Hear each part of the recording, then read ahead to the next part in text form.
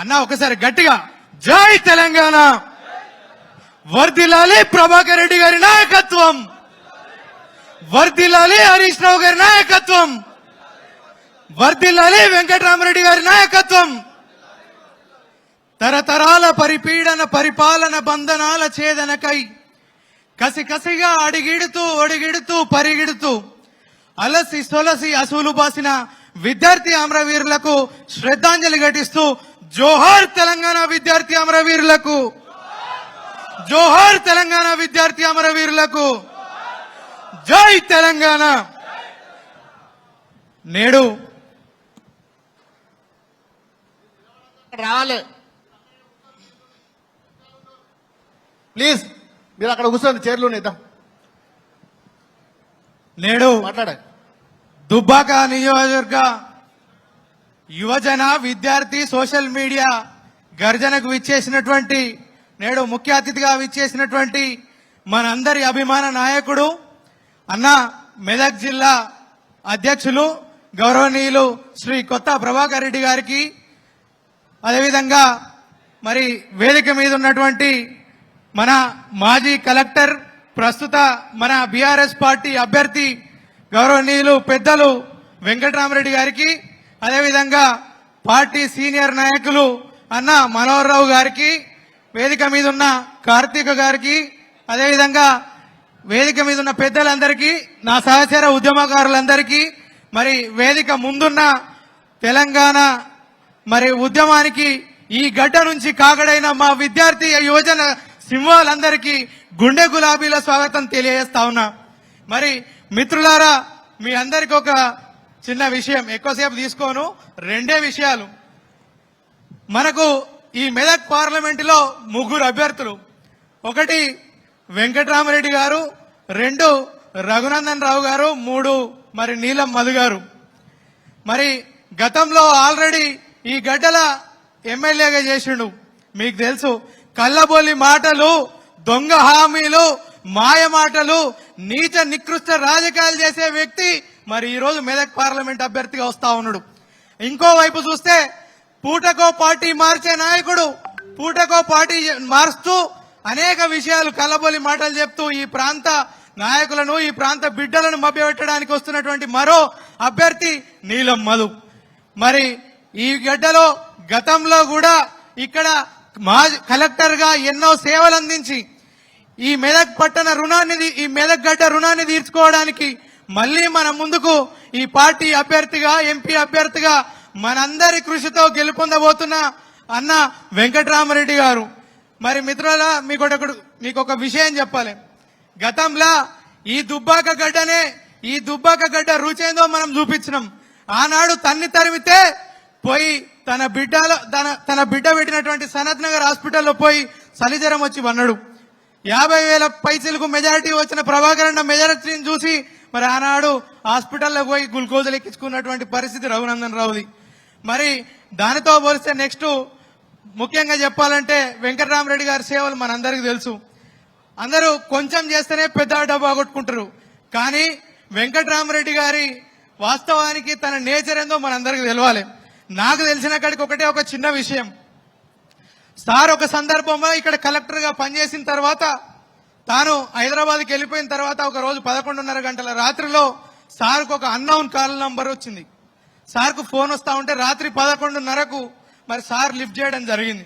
ఎవరో ఏందో అని చెప్పేసి సార్ ఆ ఫోన్ లిఫ్ట్ చేయగానే సార్ ఒక అబ్బాయి, సార్ ఇక్కడ ఒక యాక్సిడెంట్ జరిగింది, నాకు మీ దగ్గర తను క్లర్క్ గా పనిచేసినట్టు గుర్తుంది సార్, వెంకటరామరెడ్డి సారేనా సార్ మాట్లాడేది అని అక్కడ ఆ యాక్సిడెంట్ జరిగిన సందర్భంలో ఒక అబ్బాయి ఫోన్ చేసిండు. తీరా ఆధార్ కార్డు ఇక్కడ చూస్తే కూడా బాబు అనే పేరు గల వ్యక్తి మరి సార్ దగ్గర గతంలో క్లర్క్ గా చేసిండు ఆ యొక్క వ్యక్తి. సార్ ఇమ్మీడియట్లీ ఏం జరిగింది బాబు అంటే తెలుసుకొని, యాక్సిడెంట్ జరిగింది సార్, తన కడుపులోకి ఇనుప రాళ్లు గుచ్చుకొని పేగులు బయటపడ్డాయి సార్, ప్రాణాపాయ స్థితిలో ఉన్నాడు, చావు బతుకుల మధ్యలో కొట్టుమిట్లాడుతూ ఉన్నాడు సార్ అని చెప్పేసి ఆ వ్యక్తి చెప్పడం జరిగింది.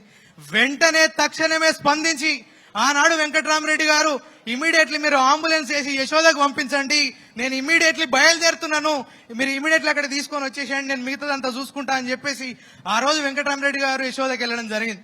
11:30 గంటల రాత్రి మరి ఆనాడు వెంకటరామరెడ్డి సార్ ఒక ఎమ్మెల్సీ అయితానో ఒక ఎంపీ అయితానో ఆనాడు ఆ సేవ చేయలే, ఇమీడియట్లీ పట్టించుకోవడం లేదు, అంటే అసలు ఆలోచనే లేదు సార్కు.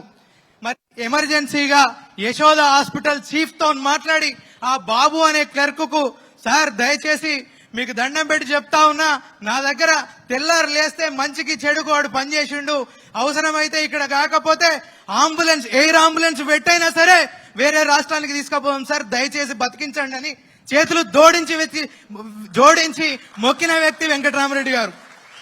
మరి అసలు విషయం తెలిస్తే ఆనాడు ఆపరేషన్ ఎమర్జెన్సీ చీఫ్ గారు ఒకటే చెప్పిండు, ఖచ్చితంగా బతికిస్తా అని మాటిచ్చిండు సార్కు. ఇమీడియట్లీ సార్ ఆపరేషన్ అయ్యే టైం దాకా కూడా అక్కడే ఉన్నాడు. అక్కడ ఖర్చు 58 లక్షల రూపాయలు జరిగి 58 లక్షల రూపాయలు ఖర్చు అయింది. ప్రభుత్వం నుంచి ఇమీడియట్లీ 10 లక్షల రూపాయలు అక్కడ ఇప్పేయడం జరిగింది. మిగతా 48 లక్షల రూపాయలు తను ఎవరి కోసం అయితే పనిచేసిండో వెంకటరామరెడ్డి గారి గురించి పనిచేసినటువంటి వ్యక్తికి బాబుకు 48 లక్షల సొంత ఖర్చులు పెట్టి అక్కడ ట్రీట్మెంట్ చేయించిన ఘనత వెంకటరామరెడ్డి సార్ గారు. మరి అది అయిపోయిన తర్వాత సార్ ఈ ఆపరేషన్ సక్సెస్ అయితే వెంకటేశ్వర మన కలియుగ దైవం తిరుపతి వెంకన్న స్వామికి అదే హాస్పిటల్ నుండి మొక్కిండు సార్, మా బాబు అనే వ్యక్తిని దయచేసి కాపాడు తండ్రి, ఈడు మంచిగా అయిన తర్వాత నేను నా కుటుంబంతో పాటు బాబు కుటుంబం కూడా తీసుకొని వచ్చి తిరుపతిలో నేను తలనీలాలు సమర్పిస్తా అని చెప్పి సార్ మొక్కిండు. ఈ రోజు వెంకటరామరెడ్డి సార్కి వాస్తవానికి గుండు ఉండడానికి కారణం కూడా అదే.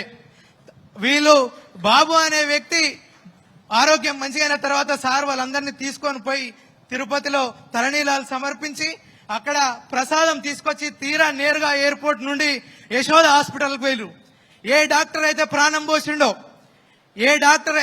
పోసిండో ఆ డాక్టర్ గారికి ప్రసాదం ఇచ్చి thank you so much sir అని చెప్పేసి ఇద్దరు చేతులు జోడించి ఆ యొక్క హాస్పిటల్ డాక్టర్ కు కృతజ్ఞత భావం తెలిపారు.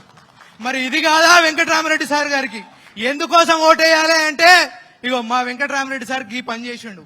రాజకీయాల కోసమో లేకపోతే రేపు ఏదో ఈ మెదక్ గడ్డలా పెత్తనం చేయడం కోసమో చేయలే, ఆయన నేచర్ అది. ఇంకా పోస్తే మొన్ననే వాస్తవానికి సిద్దిపేటల ఉద్యమ కాలంలో కూడా నేను ఉన్న సందర్భంలో సార్ దాని తర్వాత ఒక 2 అమ్మాయిలను అడాప్ట్ చేసుకుండు. దుబ్బాక ప్రాంతానికి సంబంధించినటువంటి 2 అమ్మాయిలు రాధారమణి, సార్ పేరు రైట్ అయినా, సో ఆ రాధారమణి ఆకారానికి సంబంధించినటువంటి 2 పిల్లలు, వాళ్ళు కుటుంబం చనిపోతే వాళ్ళు బాగోగులు చూడడానికి ఎవరు లేకపోతే సారే దగ్గరుండి వాళ్ళందరినీ అడాప్ట్ చేసుకొని ఈ రోజు వాళ్ళని అత్యధిక ఉన్నతమైనటువంటి స్థానంలో చదివిపిస్తా ఉన్నాడు. అంటే ఇంకో విషయం చెప్తా ఉన్నా, రఘునందన్ రావు నీకు గతంలో కూడా ఇదే యోజన విభాగం నుంచి నీకు సవాలు విసిరినాం. నువ్వు జీను పాయింట్లు లబ్బర్ చెప్పులు అనే మాట మాట్లాడినావు కదా, అదే జీను పాయింట్లు అదే లబ్బర్ చెప్పులు వేసుకున్న ఈ యువత ఈ రోజు నిన్ను ఓడించడానికి సిద్ధమైంది. మా వెంకటరామరెడ్డి గారిని అద్భుతమైనటువంటి మెజారిటీతో నిలబెట్టడానికి సిద్ధమైంది. దమ్ముంటే కాసుకో, మళ్ళీ ఈ దెబ్బతో నీ బిడ్డ, నువ్వు ఆనాడు మాట్లాడినావు నేను గెలిస్తే నా బిడ్డను దుబ్బాకల మంచి హాస్పిటల్ పెట్టించి ఈ దుబ్బాక ప్రాంత ప్రజలకు సేవ చేపిస్తాను, కానీ నీ కేవలం స్వలాభం కోసం నీ బిడ్డ ఎదగడం కోసం సనత్ నగర్ లో కార్పొరేట్ హాస్పిటల్ పెట్టినావు. ఆ హాస్పిటల్ ద్వారా నువ్వు వేల కోట్ల రూపాయలు దండుకుంటా ఉన్నావు. ఈ రోజు రేపు జరగబోయే ఈ వెంకటరామరెడ్డి సార్ దెబ్బతో మళ్ళీ తిరిగి ఐసీయూలకు సిద్ధంగా అని చెప్పేసి ఈ సందర్భంగా తెలియజేస్తా ఉన్నా.